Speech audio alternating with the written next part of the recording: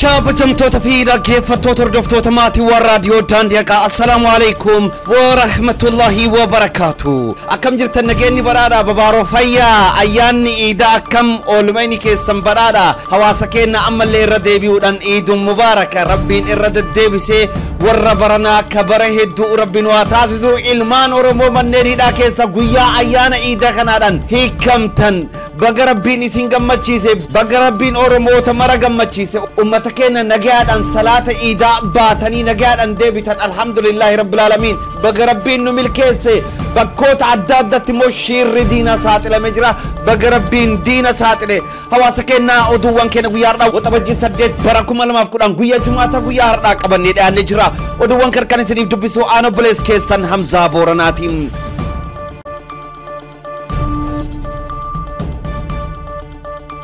ayyaanni iidul fitri bara 1439 guyyaa har'aa akka guutummaa biyyattii Itoophiyaa keessatti nagaadhaan kabajamaa oolee jira.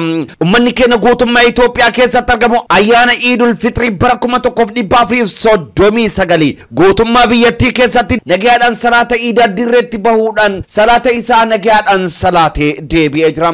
Gabaasalee guyyaa har'aa kutaalee Oromiyaa hundaarraa nu dhaqqabaniin ummanni keenya nagaadhaan akka salaata isaanii xumuratan hubachuu kan danda'ameef bakkoota tokkotti qaamonni badii nageenya ummata keenya gooluudhaaf yaalanis shirri badii kun ummata keenya fi qeerroo fi poolisoota Oromiyaatiin to'annoo jala oolee jira. mootummaa wayyaana yeroo amma kanatti bakkoota adda addaatti jeequmsa kaasuudhaaf yaalusi ummanni keenya tokkummaadhaan bitaaf mirga isa laaluudhaan salaanni iida isaa osoo hin jeeqamin bakkoota hedduutti naannicha isa to'ate diina arraanuudhaan nagaadhaan salaatee mana deebi'ee jira. Kallattii biraatiin naannoo Somaalee keessatti ummanni musliima salaata iidaa dirreetti eegi salaateen booda tokkummaadhaan ta'uudhaan bulchiinsa abdii illee irratti mormii qabanis dhageessanii jiru. Bifa wal fakkaatuudhaan naannoo Oromiyaa godina Arsii Lixaa magaalaa Dodola keessatti ummanni musliima dirree iidaa karaa nagaa qofaadhaan mormii majlisa seera nalaa qabanii fi saamicha maqaajjiin majlisni seera nalaa gaggeessa jiru mormuudhaan sagalee isaanii tokkummaan kan dhageessanii fi nageenya biyyattiifis akkasumas tokkummaa sabaaf sablammoota gidduutti akka argamu jabaatanii akka hojjetan ummanni keenya mormii kanaarratti dhaamsa isaanii dabarsaniiru.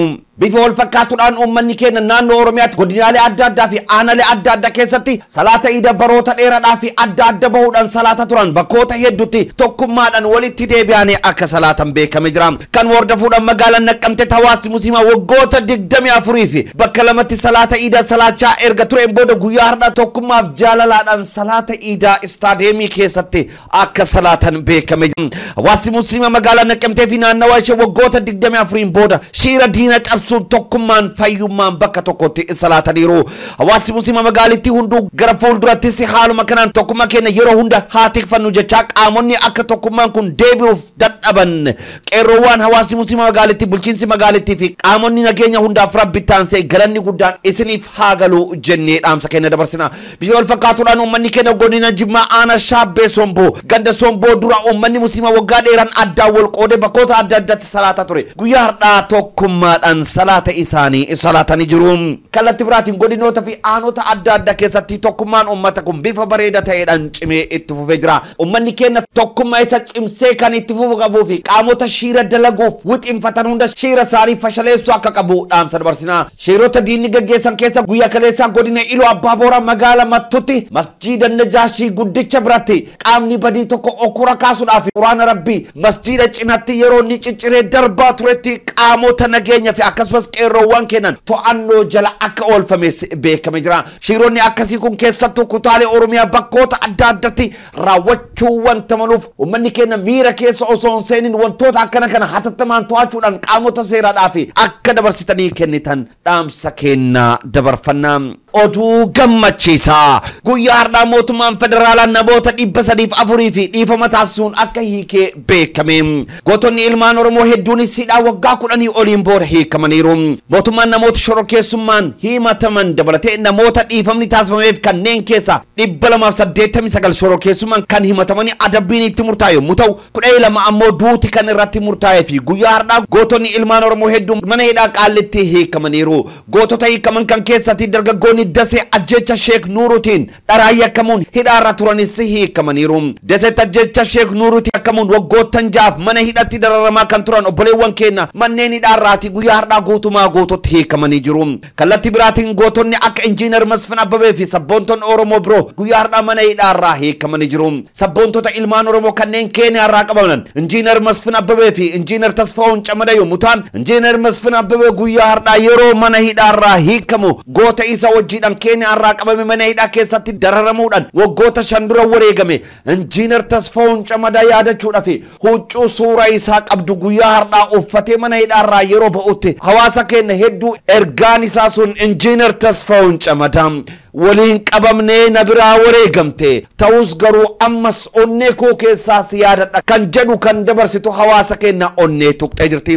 Bihool fakkaatuudhaan gootni Oromoo obbo Kaffiyaaloo Tafarraa diinni mana hidhatti saroorrisee miila lamaan irraa muruse guyyaa har'aa fedhii rabbiitiin lubbuun mana hidhaa nuuf bahee jira. Guyyaa har'aa Jaal Kaffiyaaloon yeroo OBN irraan dhaamsa dabarsu dhaamsiisa hedduu kan garaa nama raasu ture.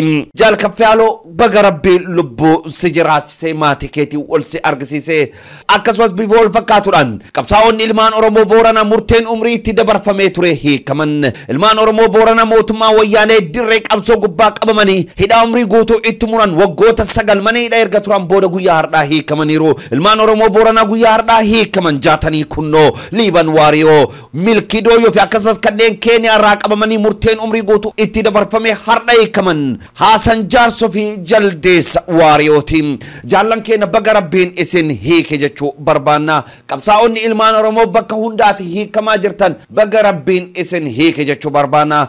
Obboleewwan keenya muslimtoota si roorroo hedduu booda guyyaa har'aa hiikamtan baga rabbiin isin hiike jechuu barbaanna. Gootota guyyaa har'aa mana hidhaarraa ba'anii fi guyyaa boriitti qophiin bal'aan akka qopheeffameef beekamee jira. Injiinar Masfin Abbabaa fi waahilloottan isaa guyyaa har'aa mana hidhaarraa ba'anii fi sirni simannaa isaanii guyyaa borii sa'aatii 6tti Burrayyuu naannoo dirree Sololiyaatti gaggeeffamuuf akka jiru beekamee jira. Hidhamtoonni keenya guyyaa har'aa mana hidhaa Qaallittii ba'an milkiidhaan bakka bultii isaanii qabatanii kan jiranii fi Oromoonni Finfinnee fi naannoo jiran haala gaariidhaan dirmatuun gootota kan gargar hidhachuun gara mana isaaniitti fudhatanii kan galanii fi jaalleewwan guyyaa har'aa mana hidhaatti ba'an kanaa fi uummanni Burrayyuu simannaa bakka tokkotti gaggeessuun ni eebbisaa jedhamee kan eegamuu fi simannaan kun guyyaa borii sa'a 5 jalqabee bakka Burrayyuu Katta jedhamu dirree Sololiyaatti kan jalqabamu akka ta'e beekamee jira. Bakka eebbaaf laaqanni qophaa'e naannoo Yuunitii Yuunivarsiitii geessuun ni xumurama kan jedhame fi simannaan kun of eeggannoo cimaan kan gaggeeffamuu fi nageenya isaa uummata poolisii Oromiyaatu mirkaneessa. Akkasumas qeerroon Burrayyuus deemsa wayyaanee yeroo amma xiyyeeffannoo ilaalaa naamusaan itti deemaa jira jechuudhaan maddeenni gabaasanii jiru. Wayyaaneen bakkoota adda addaatti shiira dhoosuu itti fuftee jirti. Guyyaa har'aa barattoota Yuunivarsiitii Walaayittaa Sooddoo keessa jiranitti seenuudhaan mooraa keessaa baasa kan jiraniif shamarran mooraa keessa jiran dargaggeeyyiin naannichaa mooraa seenuudhaan shamarraanii fi barattoota keenya kan saamanii fi barattoota hedduus qabeenya irraa fudhatanii kan reeban ta'uu maddeenni keenya kan gabaasanii fi qaamonni naannicha irratti nageenya eegsan yeroo dheeraadhaaf waamichi isaaniif taasifamus turtii sa'aa dheeraa booda barattoota kanaaf kan dhaqqabanii fi naannicha irratti ammas gabbiin kan hin jirree fi mooraa keessa dargaggeeyyiin naannicha seenuudhaan keessattuu uummata Sidaamoodhaaf ilmaan Oromoo nuu baasa jechuudhaan tarkaanfii irratti fudhataa akka jiran maddeenni keenya naannicha irraa guyyaa har'aa dubbifne haala sodaachisaaf hama keessa taa'uudhaan gabaasaa nuuf dhaqqabsanii jiru. Turtii obboleewwan keenya wajjiidhaan taasifne gabaabduu qabnaa nu faana bu'aa. Salaamu alaikum warahmatullahi. Waalaikum salaam warahmatullahi wabarakatuh. Obboleessoo akkam nagaa fayyaa? Nagaa ni jirtani. Hamzaa Booranaat raadiyoo daandii qarraa si bilbilaa jira. Akkam jedhamte fayyaadha. Fayyaa nagaa maaltu argame Yuunivarsiitii Walaayittaa keessatti? Yuunivarsiitii Walaayittaa haaraan tana rakkootu jira rakkoota hammaa tokko. Tole. Sanii qoyni hammaan tana fiiguuf nama jeequmsaa jiran xixiqqoo ilaa bilbilee. Rakkoo jira ammallee? Fiiguutti jira kun hammaan tana laaludha olii tana nama aruu jiraniif. Tole. Daqiiqaa 5 booda na bilbilee. Tole haa ta'u ayyee. Faada yeekun dormi aለን dormi ሰላም ቢሆን እኮ እንቀመጣለን እንጂ ችግር አለ። ሄሎ እንደጋ ጆሌ ሻንጣ ቀበተ ለባሱ ዲንሱ አሩ ጅረንጃኒ ijoolleen eessa alatti baate? Alaw sonteen dormi eessa galakkise dormiin tasaamamu jirtu jira. Dormii barattoota saamaa jiranii? Bar dhalootota sabaan Walaayittaa ta'antu. Ijoollee sabaan Walaayittaa ta'etu Doormi seenee saamaa jira. Keessattuu ijoollee waggaatiiti wanti mooraa keessa seenanii hasaa jiranii shaamuraa jiranii namallee rukutaa jiranii. Mootummaan warri waardiyaan warri nageenya naannicha irratti eegsisu. Humna ol itti ta'an haalaan hedduudha namni wanti dhufe mooraa marsanii jiranii duraa qaamni keenya waa xiqqeeffamee kan muraasa. Rakkoon kun yoomi kaate maalidha ka'umsi isaa wal dhabdettuu barattoota fi isaan gidduu jira? Ide salaanne booda amma idasitti salaanne beeka asitti ide salaanne turre. Salaanne amman tana jummaadha asitti jummaa deemee akkasitti wanti jennee qophii sa'a booda wanni masjiida qophaa'ee jira achirratti hirmaanne jennee dhufnee turre beeka. Tole. Numa amma gibbii seenee sa'a shan irratti kaasuun barame kaasuun banamee wanni jeequmsuma alaadha geenye. Wanti hawaasa quba qabdanna fakkaatti sanii wajjin wal qabsiisanii. Saba Sidaamaa fi saba Oromoo irratti haalaan xiyyeeffatanii beekaa keessattuu saba Sidaamaa fi Oromoo irratti xiyyeeffatanii baay'ee hundi isaanii jiran garuu nama tumuudhaaf saba lamaan irratti xiyyeeffatanii wanti jechuun jiran jiraattonni keessattuu dargaggoonni namoota dargaggeessaatii fi dhiyeessaatutu haalaan seenee jeeqaa jira giddu keessaa nama hedduu. Maal barbaadan yoo akkanatti argitan isin? Wanni barbaadan tokkoffaa haalaan qabeenya saamuudha tokkoffatti qabeenya barataa keessattuu saammaa kana kaas jiru jiisidha yookiin barattoota barana eebbifamuu deemanii. Taayir keessa jira. Ifama akkasitti seenanii baay'ee jeeqaa turan. Sa'a shanirraa eegaleeti beeka amma wanni nu ajaa'ibu jiru. Tole. Sa'a shanitti jeequmsi kun ta'ee poolisoonni as keessa jiran humni isaaniitti ol fatahan maaliif dabalataa hin wanni godhatini amma seenaa jira waan ajaa'ibu isaa fudhate amma kana fakkaatu.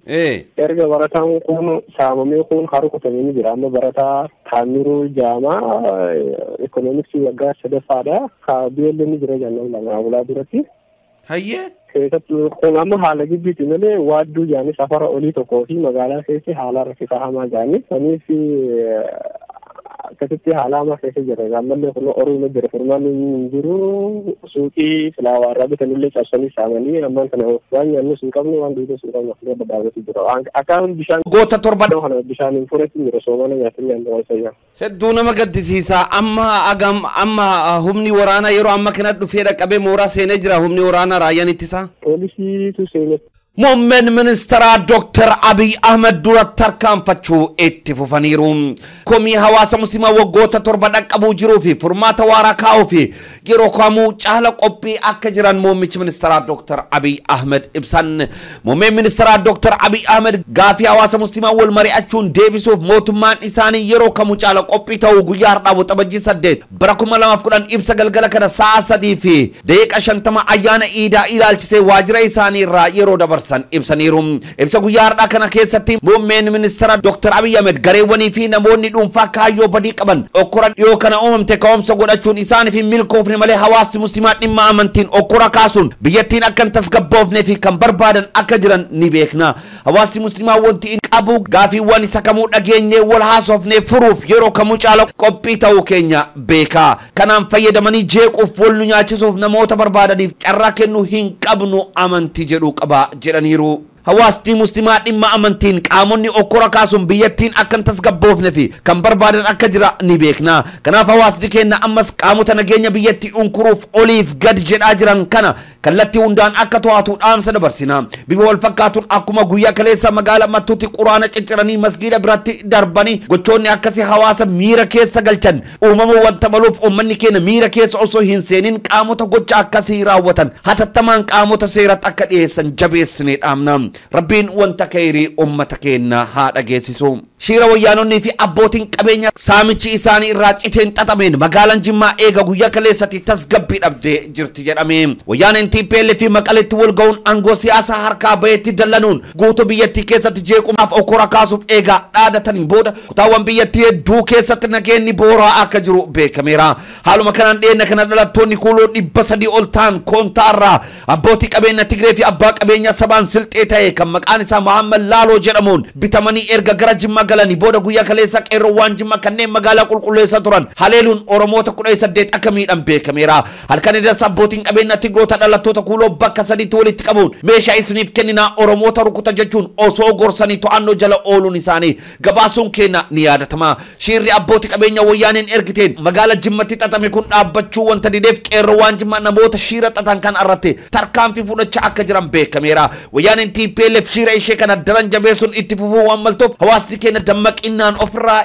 eeguun shiira kana akka fashaleessu jabeessinee dhaamsa keenya dabarsina. Magaalaa Jimmaa dirree jeequmsaa gochuuf abbaan qabeenya wayyaanee TPLF waliin ta'uun kan shiira xaxaa jiru Muhammad Laaloo kan jedhamu kun of eeggannoo taasisuu qabuu fi Muhammad Laaloo dhalata Silxee yommuu ta'u abbaa qabeenya Tigroota waliin ta'uun qabeenya godinichaa saamaa turee fi namni kun gaafa abbaan gada Jimmaa dhaabbatu akka gadaan Jimmatti hin dhaabbanne qarshii miliyoona 3 baajata baasuun nama shiira hamaa xaxaa ture akka ta'es maddeen keenya nuuf gabaasanii jiru. Akkasumas magaalaa Jimmaa sabaaf sablammiin hedduu of keessa waan qabduuf federaala jala galuu qabdi jedhee oliif gad joora nama dhama'aa ture akka ta'e maddeen amanamoon saaxilaniiru. Qeerroowwan keenya nama akka kanatti shiira nurratti xaxuun saboota biraa waliin walitti nu buusuuf oliif gad jedhaa jiru kana qorichi itti godhuu kan qabuu fi mootummaan naannoo Oromiyaa fi mootummaan federaalas qaamota badii akkasii irratti xiyyeeffannoo taasisuun tarkaanfii barbaachisu hunda akka irratti fudhatu jabeessinee dhaamsa keenya dabarfanna. Qaamonni wayyaanee shiira xaxuu baratan kun guyyaa borii hiriirri guddaan magaalaa Maqalee keessatti akka waamame keessa beektonni odeeffannoo raadiyoo daandii akka dhaqqabsaniiru. Hiriirri kun kan xiyyeeffate adeemsa Dr. Abiy Ahmed jiruu fi dubbii isaa kan baadimee Eertiraaf deebisuu kana mormuuf akka ta'es beekame jira. Dabalees hooggantoonni waraana Tigree kan ta'an achuma Maqalee Sameen Izzi keessatti humni waraana walgahii taa'aa jiru. Walgahiin kun hamma jalqabee guyyaa 5ffaa isaati. Maaliif akka ta'e adda kan hin bahinii fi walgahii nageenya akka hin taane kan beekamuu fi shiira isaanii xaxaa jiran kan rabbiin isaan irraa haa fashaleessu jecha uummanni Oromoo bakkoota hundatti shiironni akkanaa kun yeroo kana keessatti cimee jabaatee itti fufuu wanta maluuf of eeggannoo barbaachisu hunda taasisuu akka qabuu fi mootummaa haarayoomsa yeroo ammaa kanatti tarkaanfataa jiru cinaa hiriiruudhaan badiiwwan as deemuuf jiran ifirraa qolachuudhaaf of qopheessuudha akka qabu dhaamsa keenya jabeessinee dabarsina. Prezidaantiin naannoo Harar Muraad Abdullaahi aangoo ifatti akka gallakkise beekame. Prezidaantiin naannoo Harar Muraad Abdullaahi komii hawaasa cimaa isa irratti tibba kana gaggeeffamaa jiru irraati dandamachuu dadhabuudhaan taayitaa guutumaa guututti kan gallakkisee fi bakka isaa nama ifii barbaadan qopheessuudhaaf yaalanis ummanni keenya bakkuma hundaa mormaa kan jiruu fi bakka isaa nama ummata lamaan jidduutti jaalala qabu ummata lachuuf rifaatuu qabu fi jaalalaaf kabaja qabu akka bakka buusan dhaamsise roga hundaan darbaa jira. Muummeen ministeeraa Dr. Abiy Ahmed guyyaadhaa mootii Imireetaa Sheikh Mohammed bin Zayed buufata xayyaaraatti simatan. Sheikh Mohammed bin Zayed guyyaadhaa Itoophiyaa dhaqqabaniiru. Dr. Abiy Ahmed hojiinis marii bal'aa akka gaggeessan beekamee jira. Maddeen keenya akka gabaasanitti Dr. Abiy Ahmed mootii gamtaa Imireetota Araba waliin mari'achuudhaan qabxii gurguddoo 7 irratti walii galtee akka taasisan beekamee jira. Marii guyyaadhaa gaggeessan kana gubbatti muummichi ministeeraa Dr. Abiy Ahmed Malika United Arab Emirates Sheikh Mohammed bin Zayed irraati qarshii doolaara biliyoona 3 akka argatan maddeen ni gabaasanii jiru. Marii isaanii kana irratti abbootiin qabeenya United Arab Emirates sektara investimentii gurguddoo 7 irratti kaapitaala doolaara Ameerikaa biliyoona 3 akka hojjetaniidhaaf walii galtee akka taasisan beekamee jira. Sektoroota kanneen keessa sektara turizimii, hospitaala, giddugala gabaa, manneen wayinii fi kanneen biroos keessatti akka argaman beekamee jira. Mootiin United Arab Emirates Sheikh Mohammed bin Zayed baankii biyyaalessa Itoophiyaatti doolaara Ameerikaa biliyoona 1 kaawwachuu akka barbaadanis marii guyyaadhaa irratti ibsanii jiru. Qarshiin biliyoona 3 guyyaadhaa argamte kun biyyattii kufaatii dinagdee keessa seenaa jirtu kana ni dandamachiisa jechuudhaanis namoonni yaada isaanii kennaa jiru. Jilli jaarmaya siyaasaa Jeneraal Kamal Galchuun hoogganamu gara biyyatti imaluuf akka jiru beekame. Jilli jaarmaya siyaasaa Jeneraal Kamal Galchuun durfamu gara biyyaa dhufuun akkaataa biyya keessatti qabsootti gaggeessan irratti mootummaa Itoophiyaa waliin mari'achuuf gara biyyaa dhufuuf qophaa'uun isaanii beekameera. Jaarmayni siyaasaan ataawwan Jeneraal Kamal Galchuun kan hooggamu yommuu ta'u jaarmayichi jaarmayaalee kaawwaawoo fiidoo fi atbu'oo jedhaman irraa kan ijaarame akka ta'es beekame jira. Tibba darbe Jeneraal Kamal Galchuun biyya Ugaandaa keessatti muummicha ministeeraa Itoophiyaa Dr. Abiy Ahmed waliin wal arguun marii gaggeessuun isaanii kan gabaafame yommuu ta'u marii kana hordofuunis jilli tokko gara biyyatti ergamuun haala jaarmayichi gara biyyatti galuun qabsootti gaggeessuu irratti mootummaa Itoophiyaa waliin mari'achuuf gara biyyatti imaluuf qophii irra akka jiran himameera. kabajamtoota fi dhaggeeffattoota hordoftoota maatiiwwan raadiyoo daandii haqaa oduuwwan keenya guyyaadhaaf qabannee dhiyaanne kana fakkaatu qophii keenya hafan wajjin tormaata gaarii ammas irra deebi'uudhaan ayyaana gaarii isiniif hawwinaa.